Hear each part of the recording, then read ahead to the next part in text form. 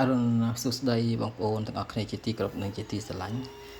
ថ្ងៃនេះខ្ញុំសូមធ្វើវីដេអូជូនបងប្អូនទស្សនាកំសាន្តណា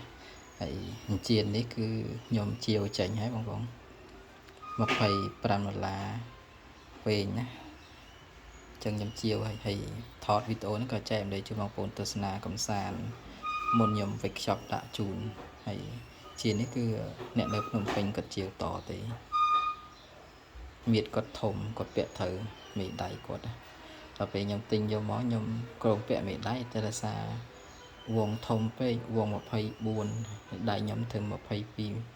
23ចឹងពាក់អត់ត្រូវ24ខ្ញុំពាក់ទៅវាលងដៃពាក់តែលងដៃមែនទែនសពេលចឹងខ្ញុំពាក់អង្គក៏ជាវតទៅឥឡូវជាវចេញហើយបងចឹងវីដេអូនេះខ្ញុំធ្វើចែកអំពីជូនបងប្អូន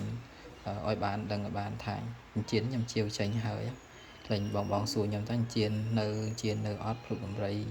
វងធំ24លីនឹងនៅអត់ហើយជំរាបជូនបងថាខ្ញុំជាវចេញហើយចឹងវីដេអូនេះចែកអំពីជូនបងប្អូនទស្សនាតែប៉ុណ្្នឹងទេអរគុណច្រើនជំរាបលា